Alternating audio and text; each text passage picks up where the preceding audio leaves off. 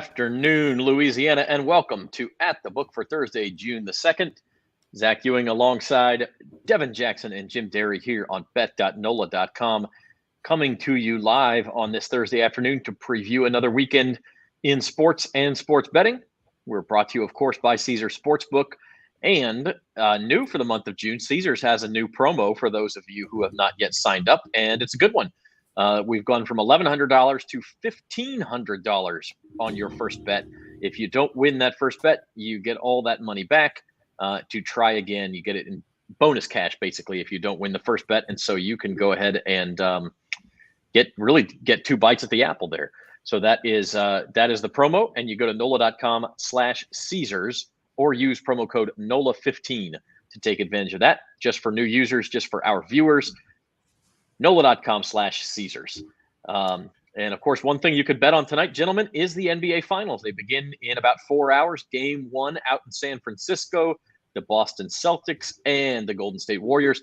Warriors are 3.5-point favorites in Game 1. And we'll do some digging into this. It's a little strange because as the line has crept toward the Warriors in Game 1, the money line is up to -170. The series line has actually crept toward the Celtics, who are now just plus 125 on the series line. So kind of movement in opposite directions for Game 1 and the series, Jim. I want to know if with a risk-free bet, do you get the golden chalice and those cool glasses? You know, Caesar sent us a box of swag, and I was very disappointed the glasses were not included. We had some hats and some shirts and stuff. I need some of those JB Smooth glasses. I never saw any of that swag. I'm just saying. You got to come by the office from time to time. What about you, Devin? Yeah, I don't think so. Baton Rouge is where it's at, boys. Okay. All right. Tonight's game. Yeah, the series is a little strange. Golden State has been great at home, but as you pointed out before I did best bets earlier today, Zach, Boston has been great on the road. I do think this will be a little different series than Golden State's been used to, only because Boston probably plays better defense than any of the three opponents that they faced so far. That being said, I think it all depends on Golden State. I don't think Boston – I know you're going to disagree with me, and it's fine, but I don't think Boston matters at all. I really don't. I think if Golden State plays Golden State basketball, they're going to win this series. If they have more hiccups than they've had in their past three series, then Boston, it'll open the door, and the Celtics have a chance. But I actually think with this line creeping down, I think there's value on the Warriors. But I also think there's a different way to bet it that we've also kind of talked about earlier in the week, that if you're going to bet the Warriors, I wouldn't necessarily bet the -145. I would bet it a different way that we can talk about in a little bit. Yeah, and we'll get into that. And by the way, in about 20 minutes, actually about 15 minutes now, we'll also be joined by Mikie Mahtook, former LSU baseball player, former Major League Baseball player, and he's going to give his NBA Finals take, but also, of course, preview LSU baseball regional in Hattiesburg this weekend as well. That's the other big thing going on this weekend.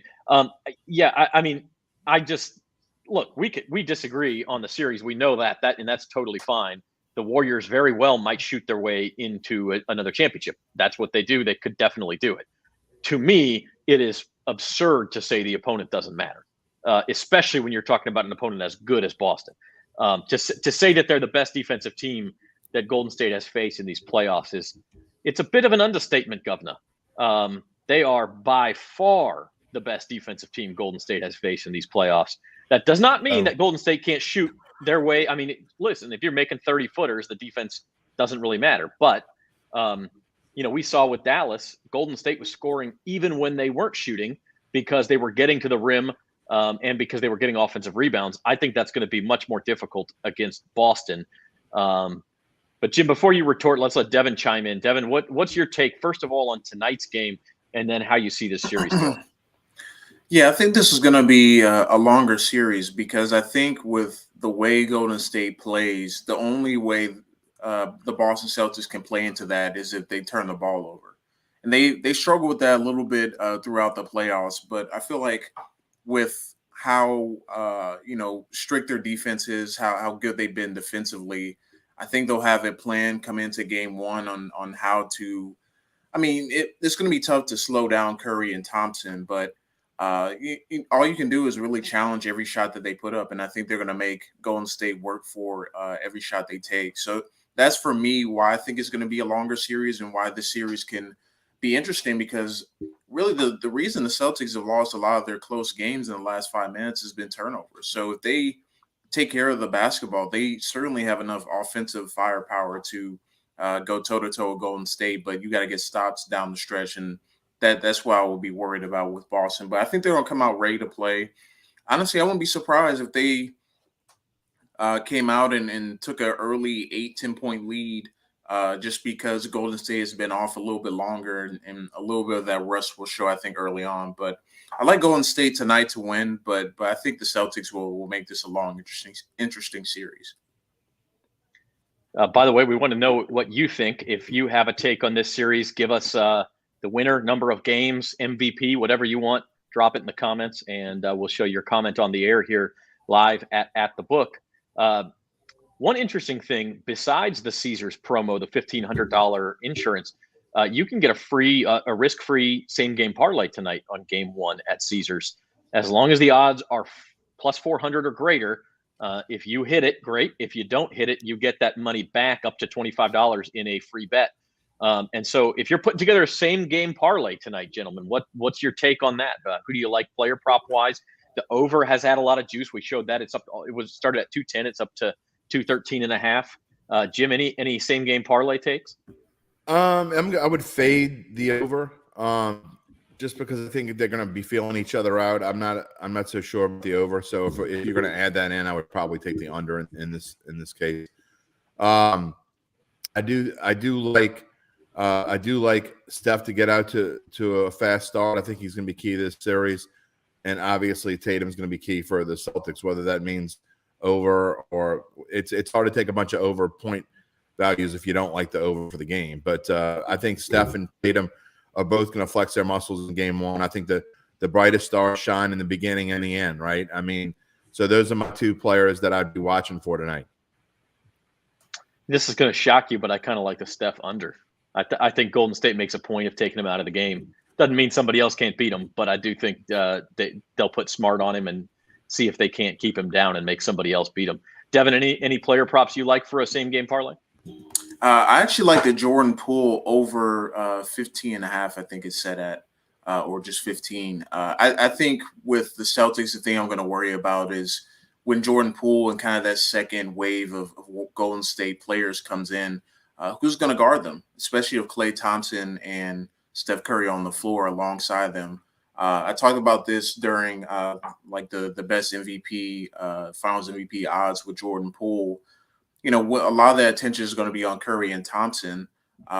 What's going to happen? Who's going to guard Jordan Poole? And we've seen him like early on in the playoffs against the Nuggets. He had a few good games. So I like his over to hit tonight because I think he's going to have to be key, especially if the Celtics are essentially forcing everyone else to beat them. I think Jordan Poole can have a big night tonight.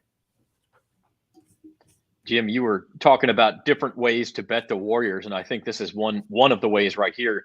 And the odds have changed a little bit, but still, if you think Steph Curry's the MVP, you bet him and you bet a couple of those other Warriors down the list. Yeah, the way I bet it is, and I shopped around before I just bet. So, you know, I don't want to get too in detail with our sponsor here, but I mean, you can shop around and find. I always say we should shop around. And the way that I approached it was instead of just taking at the time, Golden State was minus 160. I didn't want to take that.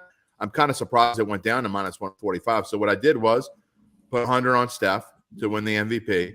Got it at plus 110 when I did it. Then I put 10 each on Klay, Draymond Green, and Jordan Poole.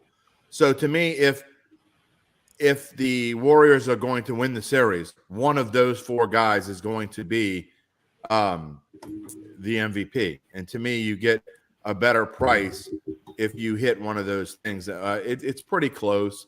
Now that it's 145, I'm not sure it's quite worth the same value. I think that maybe Caesars kind of figured it out a little bit. Maybe that's why the prices come down. Maybe that's why some of these MVP odds have changed a little bit. So it's not as profitable now as it was, let's say, on Monday or Tuesday. But I still think that's the way you could go if you wanted to go that way. And if you think it's going to be Steph, you put a big chunk down on Steph and maybe just pick one other player, and you still get it at a better price. Most likely Klay Thompson. I mean, it's really hard to see that anyone other than those two are going to be MVP. Yeah, and I will say to that, as we look at the series price here, that has moved. Warriors minus 145, Celtics plus 125. Um, Steph Curry, of all the fantastic things he's done in his career, his Hall of Fame career, his sport changing career, he's never won a Finals MVP, and so I think there's going to be some sentimental votes there if the Warriors do win it, unless it's obvious, unless Clay goes for 30 points a game, unless Draymond averages a triple double, unless Jordan Poole is the leading scorer, something. Curry's going to get it if the Warriors win. I just don't see any way around that.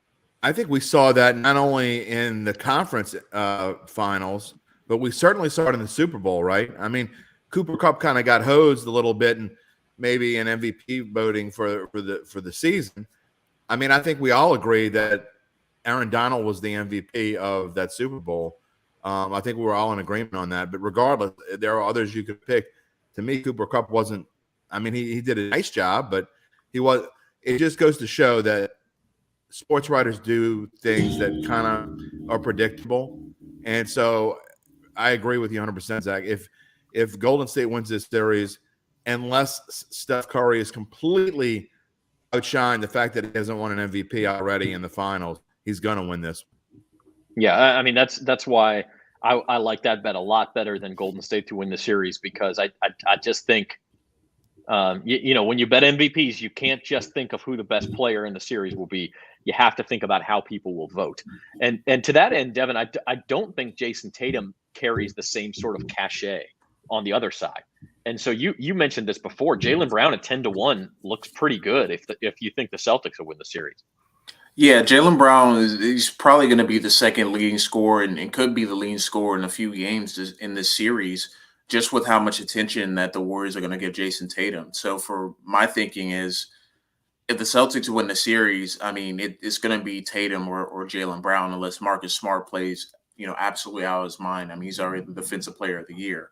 But, as for the Warriors, where you could have 3-4 guys win it potentially if Curry isn't, playing up to par, Celtics is either going to be Brown or Tatum if they win the series, because both those guys have to play well for them to win on pretty much every given night. They could struggle a little bit offensively, but they're not getting help from their bench and guys from like Al Horford and Marcus Smart, it's going to be a tough time in the series. So for Jaylen Brown, I think he's in a good position because he's not going to get the best defender on the Warriors. He's going to get the second best, and he's going to get a lot of one-on-one opportunities with Jason Tatum taking a lot of the attention.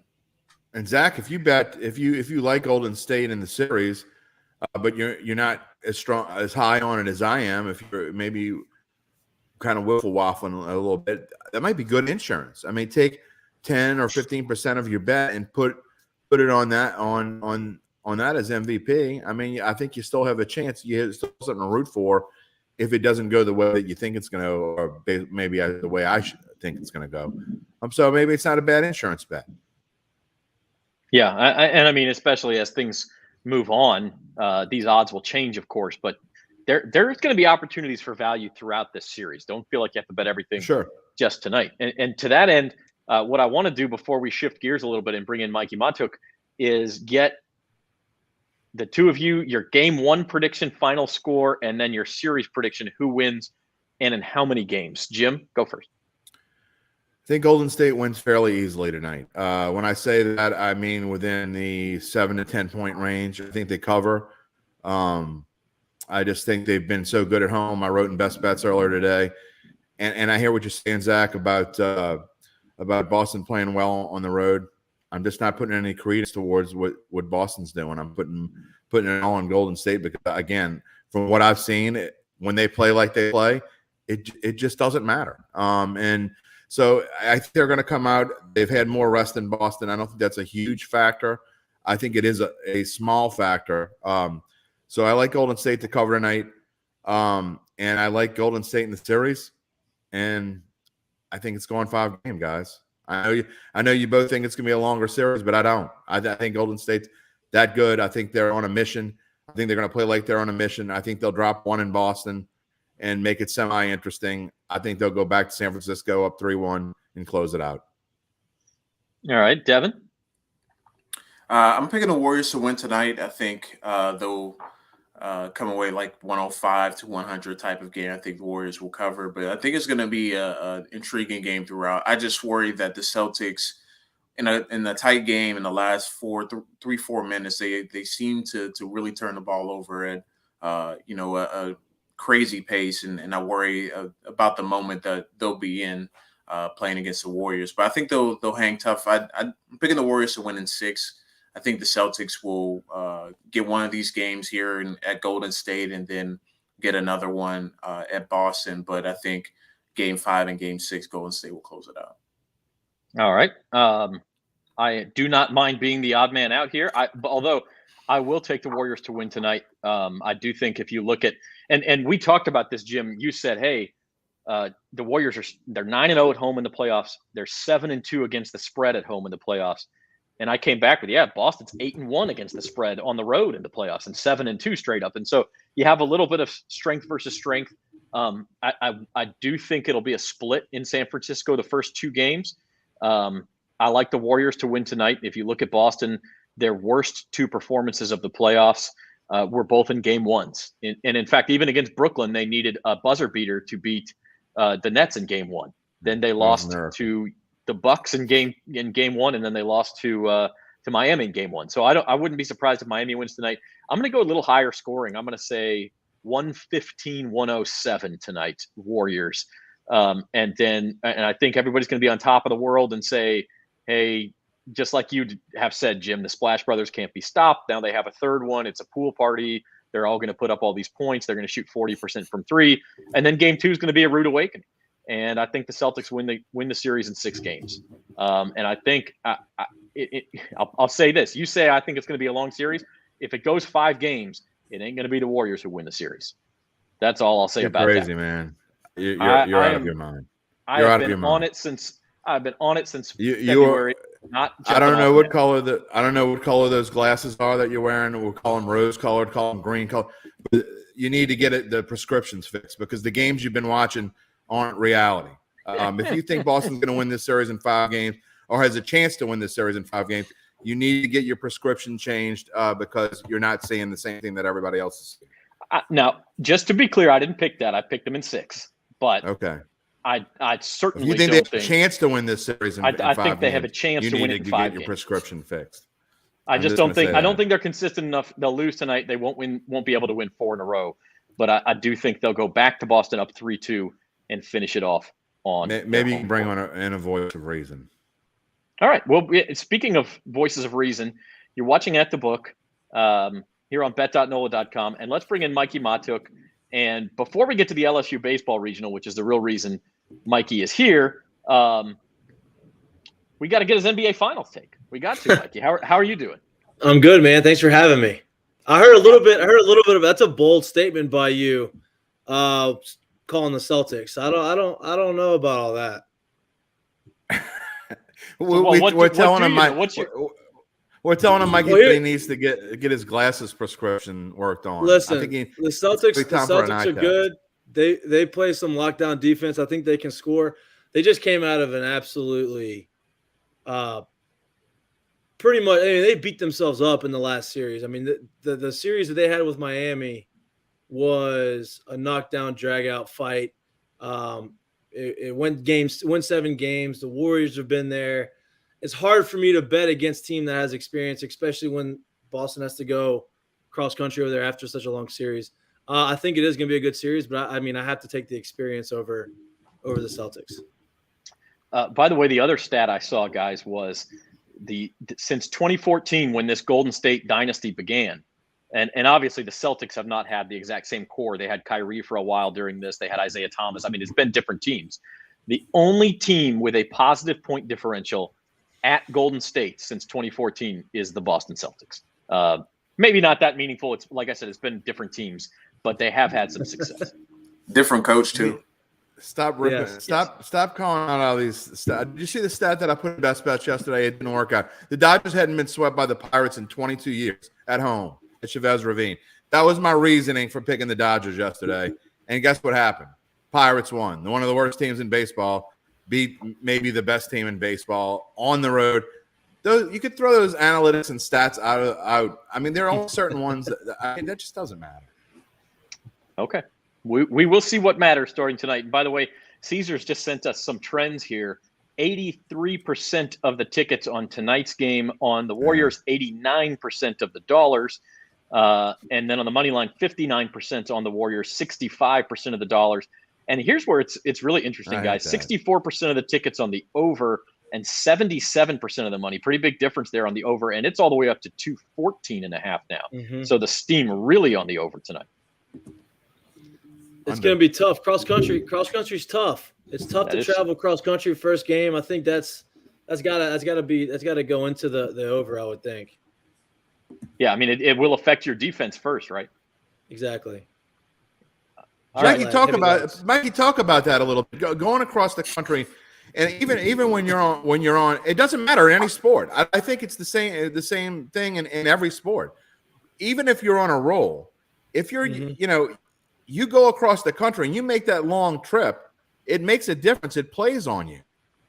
No doubt, especially in baseball, you're traveling after the game, and a lot of times you don't get that next day off. And now, if you're going coast to coast, the schedule probably will line up for that next day off. And then, but even then, if with a day off, it's hard to regroup, and it's hard. It takes you a few days to kind of get used to the time change, kind of get the jet lag out of you, and kind of feel like you're normal again.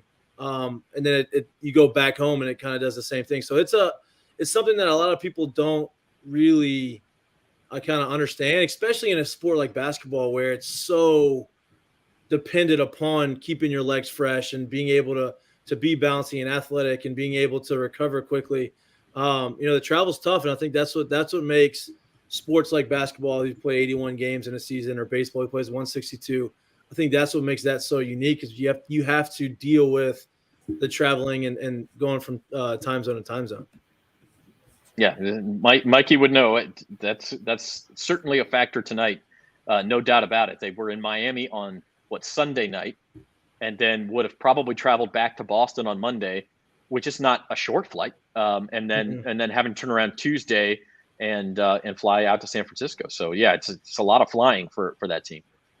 No doubt, especially after a tough series, after having a defensive minded series. I mean, the Heat beat you up, and I mean, you could tell Marcus Smart, a few guys are out. Like it was a tough series for them. I mean, obviously, I think they deserve to win. I think they were the better team, all around. But I mean, they're going cross country against a team that's been there, done that, and it's hard to beat experience in the playoffs. All right, I just gave an accidental sneak preview of what we're talking about next. The LSU baseball regional in Hattiesburg, Mississippi, starting tomorrow. We'll show the schedule here. It starts with the host Southern Miss. They take on Army at 1:00. LSU Kennesaw State scheduled for 6:00. Then, of course, Saturday the losers play the early game, the winners play the late game, and the final is Sunday. If the undefeated team loses Sunday, they got to play again on Monday.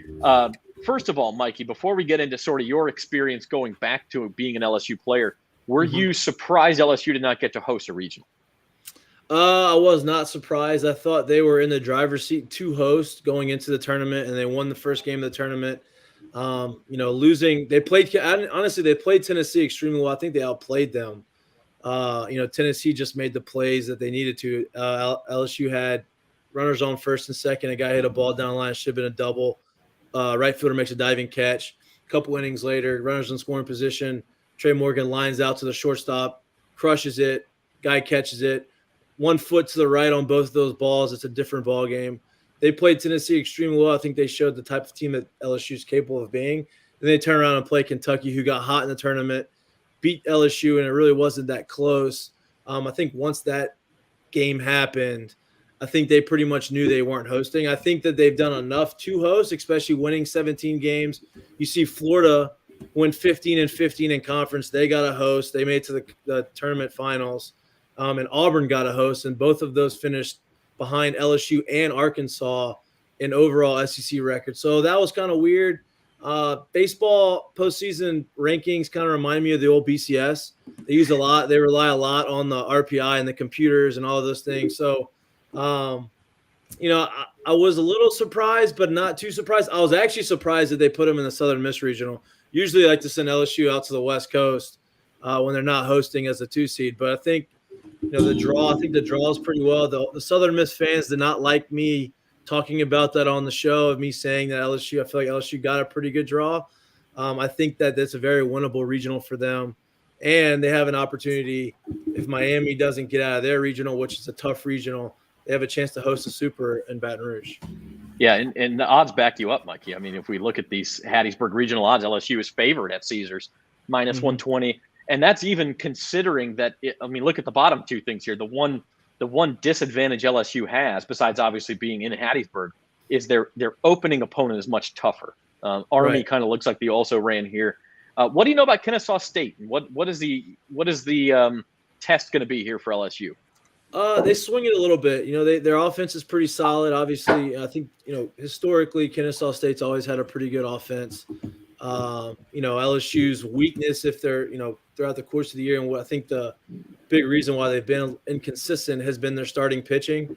Ty Floyd has been the last month has been a bright spot for them. I think he's kind of solidified their starting rotation, has given them a number 2 starter that can get you 5-6 innings and allow the bullpen, which has been the dominant part of the pitching staff, to take control. Obviously, LSU's offense is elite. They have, a top 10 pick coming out this year and possibly the number 1 overall pick in the draft next year. They potentially could have 2 first-rounders in their lineup this year. So I think that, their offense is elite. I think it's better than Kennesaw State. I think our pitching staff is better than Kennesaw State. But, you make some mistakes and you're not sharp on the mound or defensively, Kennesaw State can come up and beat you because they can swing it a little bit. But, I expect them to throw McHale. I don't know if they've announced it. I'm assuming that McHale Hilliard would be their Friday night guy since he has been all year. That gives you an experienced starter, a guy who can go out there and not get flustered with, adversity, and go out there and take care of business. Because, look, when you get to the postseason, the most important game is the one you're in. To get to the next one, and you just figure it out after that. So I think they're in a pretty good shape. Southern Miss has a really good pitching staff, and they have some juice in their bats. They don't hit for a ton of average, and they swing and miss a lot, but they have a lot of juice in their bats. So it's going to be a fun series. It's not too far from Baton Rouge. You should have a pretty good LSU crowd. I know Southern Miss fans are going to show out, so it should be electric atmosphere. Yeah, all year absolutely. long. All year long, Mikey, the talk has been lack of pitching depth for this team and miscues on the field. I mean, you can't change that this time of year, but do you think that LSU can overcome some of these things? And more specifically, to me, what seems to be a lack of pitching depth to make it far into this tournament. I think so. I think that their defense, I know the numbers as a whole don't look great, but over the last month or so has improved. It has been better. It hasn't been as bad as it was earlier in the year. Like the season baseball, when you have such a bad stretch for at least half the season, the numbers are going to be skewed, but they have improved defensively. They haven't been as bad. Offensively, obviously, they're elite. Like I said, Ty Floyd, if he can pitch the same way he's been pitching over the last month, I think he gives them that number 2 starter. Skip Bertman used to always say, you need 2.5 starters to win the World Series. You need 2 guys that you can trust to get you through 5-6 innings, and you need another guy who can get you at least 4 on that third game, and you need to rely on your offense and bullpen to finish out the job on that third game. So I think that they found that in Ty. I think he's been electric. Look, in the SEC tournament, Ty Floyd was 94-98 with an extreme riding fastball, which is that plays in no matter what league you're in. And I think that, he's gained some confidence. He's landing his breaking balls a lot more. He's being consistent. He's able to keep the guys off balance. So I think that will help. In baseball in the postseason, it only takes, 1 or 2 guys for it to click and get hot, and, they can make a deep run. So I do think that with him as their number 2 guy and the bullpen as strong as they are, I think they do have a real chance to make a run. And like I said, I think this matchup with Southern Miss is a pretty good draw for them. Mikey, you kind of mentioned, hey, you need a couple of starters. Like, I think sometimes when we look at the baseball tournament, it's not quite March Madness. It's not one and done, but the double elimination aspect doesn't mean a ton. I mean, you almost have to win that first game. When you think back to your times at LSU, obviously making a championship run, did you ever have to go the long way through a regional, losing that first one and have to win all the way? I mean, that's a tough road. So we never had in my freshman year. We swept through the regional, swept through the super regional, but in the SEC tournament, we lost the first game to Vanderbilt. Mike Miner was their starting pitcher. He was a first rounder. He's still pitching in the big leagues. He beat us 4-1, I believe, maybe 5-1. He beat us in that first game, and you had to come through the losers bracket in, the SEC tournament, which is tough, because you're facing some of the elite teams. And we played Vanderbilt again in the finals. And by the time we got to them, we threw Ryan Bird, one of the seniors on our team. He's a lefty, and he probably topped out at 85 miles an hour, and he probably hadn't had a start in 2 years. And we just didn't have any arms left, and he was able to come up there, and he stepped up, and we ended up winning like 8-1, and he pitched a great game. But yeah, when you get through that point and you lose the first game of the series, college baseball, you're not built to have 5 starters to come through, and you don't have that depth on the mound. That's just the way it is. It's not professional baseball where you're just running big league guys in and out. And so it's very important to win that first game. It's important to win not only the first, but if you're in the winners bracket, you obviously have a leg up, because it's hard to beat a team twice in a row, especially when you're on your 4th and 5th starter. Yeah, I mean, even if LSU and Southern Miss win the games on Friday as expected, they'll play Saturday night. The loser of that game's got to win twice Sunday and win the Monday game. So it's double elimination. But let's be honest. I mean, let's be totally clear that those first 2 games are crucial. I don't know what this is about, Jim. Closet Tulane fan. That's what happens when you let a West Banker type into your system. You get comments like this. So Slugger, the only green I wear is on St. Patrick's Day, or the green you see on my wall. That's the only green I have in this house. Do you have any Boston Celtics green? I absolutely do not. I sent that out to you in your Caesars swag bag that you never sent us any of. All right, that's fair enough. What do you think, Mikey? I mean, if you get a swag bag, I mean, don't you think you ought to kind of dish it out amongst your you your have friends? to dole it out to the guys who have been there for sure. Give them a little gift. I mean, we spent a few days in Vegas, and dude bought me a coffee, and so he doesn't have to give me any swag. It's all right. I guess not. I should have brought a hat for you. I do have an extra hat. Next time I can pull enough teeth to get you to come to Baton Rouge, I'll get you a hat. Fair enough. How's that? By the way, Leah Vann, the Advocate's LSU baseball beat writer, is in Hattiesburg, and they're having a press conference right now. In fact, Jacob Berry, Cade Doty, both playing. They have not announced it. They both had injury. They were held out of the SEC tournament with injuries.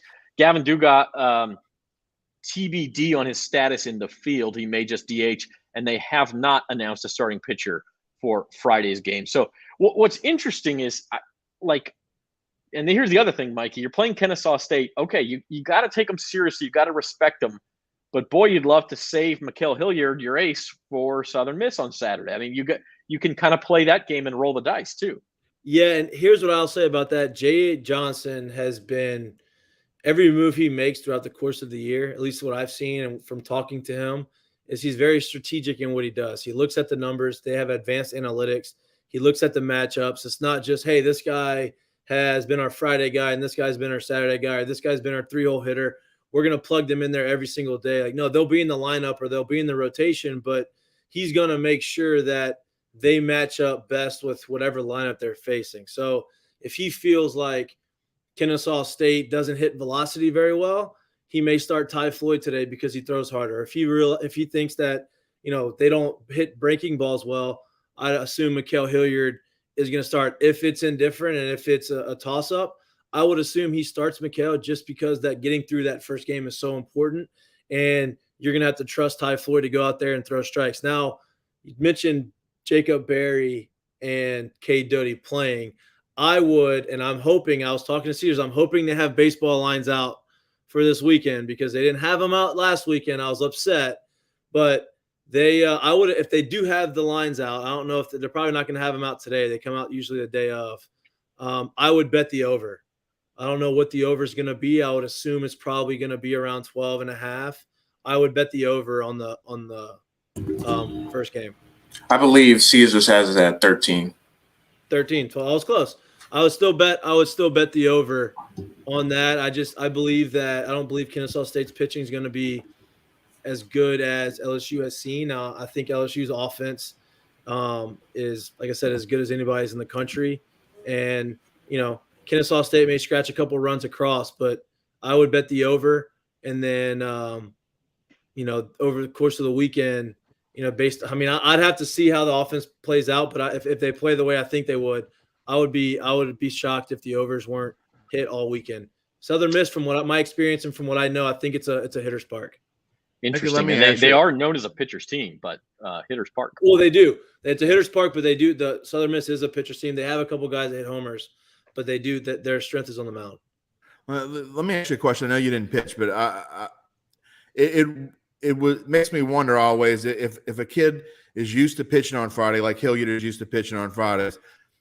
If Coach Johnson decides to make that change, do you think that affects a guy mentally at all? If you're used to going out there on that night, does that make some players they're really driven by what they're used to doing, Right. Some people, yes, I believe that. I think that for McHale and the type of guy that he is, and him being a senior and being around and understanding, like, his role has been, he's been a guy out the bullpen that throws extended innings. He's been a weekend guy. He's been a Friday guy.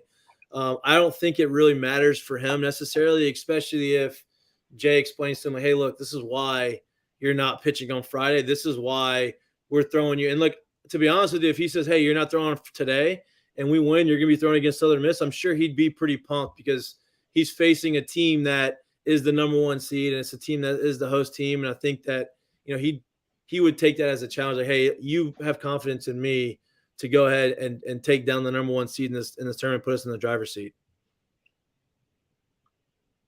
That's fantastic. Some of the other regionals involving state teams, we do have. Actually, I think we might be missing our one of our slides here. live TV, Zach. Live TV. There's Southeastern. Yeah, well, it also wasn't working for me, so there's okay. Southeastern. That's a tough regional. Auburn got a tough draw. Really, look at those top three teams. Yeah, they got a tough draw. Now, I didn't think that Auburn deserved to get a regional, so that's probably why it's a little tougher. But UCLA is a West Coast team. They're going to pitch really well. They're going to play pretty fundamental defense. Florida State is always pretty solid, and Southeastern just won their conference tournament, so they're hot. And Southeastern's a Louisiana team, and for some reason, these Louisiana teams, no matter how big or small you are, you always seem like they have a little bit of an edge when they get into postseason baseball, and somehow they always seem to play teams tough or upset some other teams. And then here is the other one, the Raging Cajuns, who won the Sun Belt tournament. They come in hot here, but boy, you talk about a team that can swing it. Texas A&M is going to be tough to beat in College Station, not to mention TCU. That's also a tough regional because TCU and A&M have the NCAA did a really good job of having storylines. Texas A&M's, Jim Schlossnagle was the head coach at TCU, took the A&M job. Now TCU is in A&M's regional. Obviously, Texas schools, they're not far away from each other. There's always a rivalry there. They did the same thing with matching up Miami's regional with LSU's regional. You have Ole Miss and Arizona. If one of those two teams ends up upsetting Miami, they come to Baton Rouge and have to play us, which obviously if Arizona does it, that's the Arizona Jay Johnson connection. But as far as the A&M regional, one of my really good friends is the recruiting coordinator over there and third base coach, and Nolan Kane, former teammate at LSU. And I'm pumped that they have a national seed and they are hosting a regional, but that's a tough draw. And, they weren't supposed to be as good as they were. And I think UL has a chance to make some noise in there. Yeah, and they would be a super Cinderella because, like you said, Mikey, it's all TCU and Texas A&M talk there, and ULL would come in and listen. Spencer the Guru's not here today, but I guarantee you he'd tell us that they have a chance. But you just might not be able to understand him, but that he would tell him. If you lived in Lafayette, you would understand it. Exactly, that's true. Yeah. Mikey. Overall here, first of all, I want you to tell people where they can find you and your content, but also this is such an underrated weekend at sports. I mean, especially now with the advent of ESPN Plus, where you can stream every single game, you can go and look at any game you want.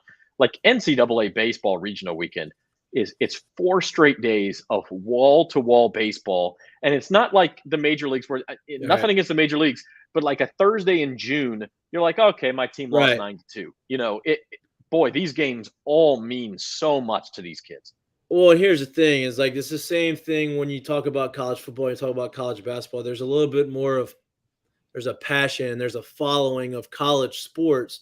In baseball, the brand of baseball that college baseball is, it's very fun and energetic, and you still have that, genuine childlike feel to baseball, right? It's still fun. It still feels like a game. It doesn't have the business side of baseball or of sports. And so, all these games matter. All that matters to these guys is getting to Omaha and winning the World Series. And numbers don't matter, records don't matter. And you see a lot of crazy things happen along and during these weekends because of those things, like of those types of thought processes and the way teams approach these tournaments and these games. Like anything can happen. And you're talking about 18 to 22-year-old men, young men. And, that's so unpredictable. And I think that's what makes college baseball, especially the regional, because you got 4 different teams within, each regional. I think that's what makes it so interesting and so much fun. And I'm going to be watching it extremely close. And, obviously we have a show tomorrow from Uncle Earl's in Baton Rouge from 4:30 to 6. And, we're going to go ahead and preview that. And then the game starts at 6. And I'm sure I'll be having a few drinks at the bar watching the game. My wife's going to dinner with some friends. So I have a few hours of just him being the boys. Carte blanche, baby. That's it. That's it. Mikey, before we let you go, and I'm only being semi-tongue-in-cheek when I ask this, wouldn't it be kind of cool with all the teams that Major League Baseball is letting in the playoffs now, if the American League and the National League had their own little regionals and a double elimination like do some different kind of format. If you're going to let all these teams in the playoff, have a little bit of different format and make it fun like college baseball makes it.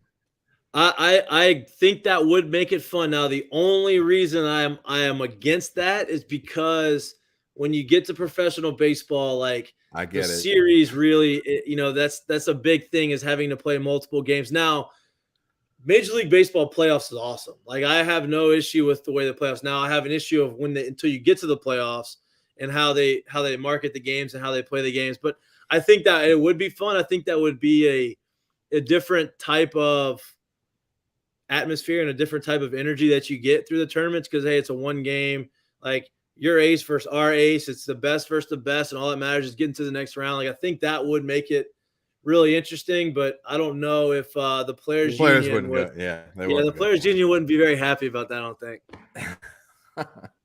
Very interesting. Fun to say though.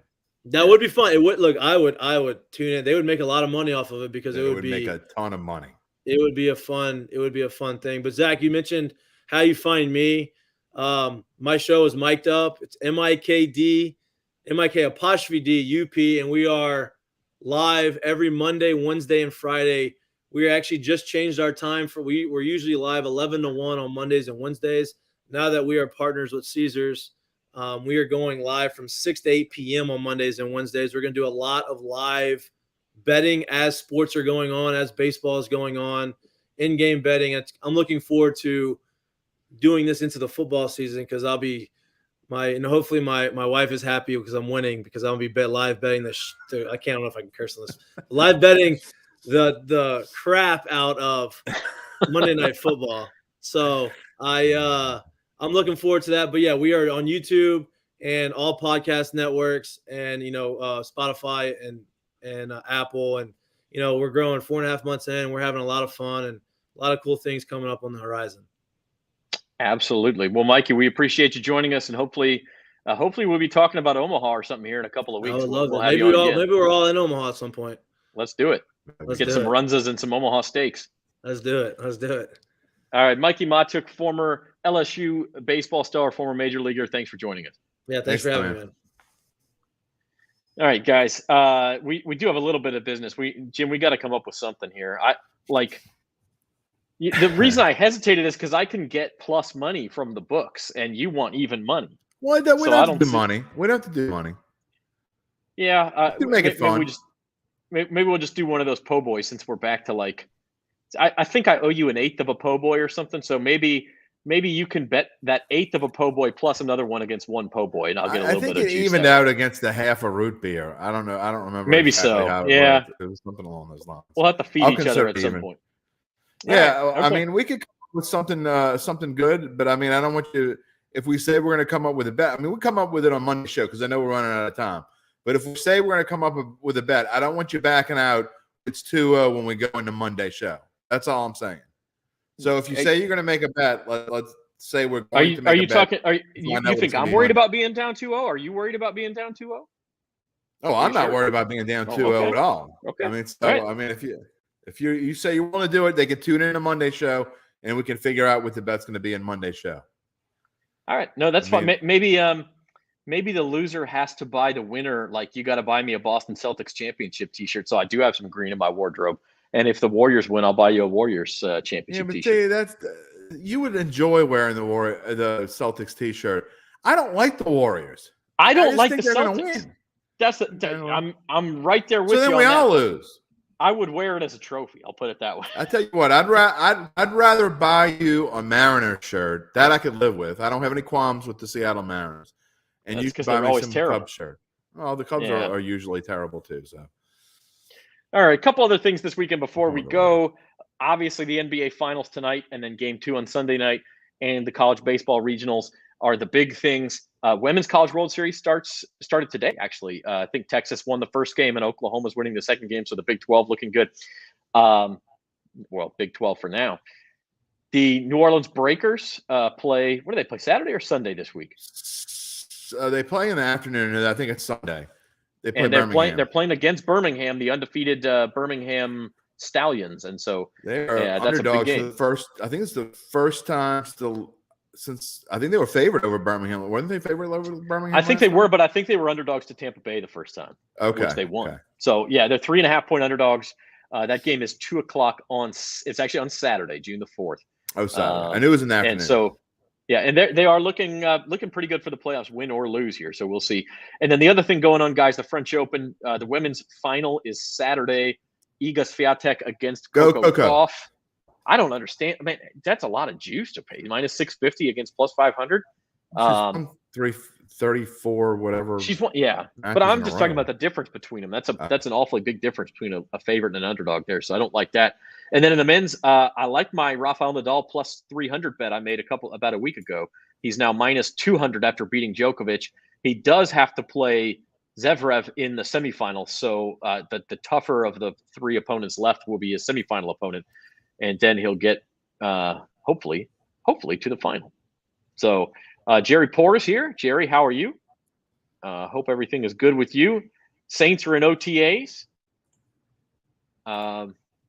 I don't know. Jeff Duncan, by the way, who has COVID, I hope he gets better. But he wrote an interesting column about how the Alvin Kamara situation is still the cloud over this Saints offseason. Speaking of Saints and OTAs, and they are getting close towards minicamp coming up in a week and a half, I believe. We're going to have Luke Johnson on tomorrow on Datitude tomorrow morning. So we're going to talk. It's going to be pretty much all Saints tomorrow morning on Datitude. So I hope people join in. Episode number 75. Oh, look at that. Going to get to the centennial sometime during football season, I guess. Yeah, maybe we'll have you on for that. It'll be a special show. We'll talk. Yeah, we won't talk NBA playoffs on that one. But no, seriously, they'll be all season, man. Yeah, if you didn't get enough Saints and NFL in this show, make sure you check out Datitude tomorrow morning. In the meantime, Devin, you have a final thought. Just excited for the NBA Finals. I think this is going to be a really interesting series, and I'm excited to see if the Celtics can make adjustments from game to game and figure out whatever Golden State is throwing at them. Obviously, Steve Kerr has been here and has coached here on this stage before, but I'm really interested to see how the Celtics coaching staff handles the moment because I think they have the team and talent to compete with this Warriors team. but it's just going to be about the small things, I think, that can really separate this series. So I'm excited for that, and following LSU baseball over the weekend, and seeing if they can get through this regional and make it to the super regionals.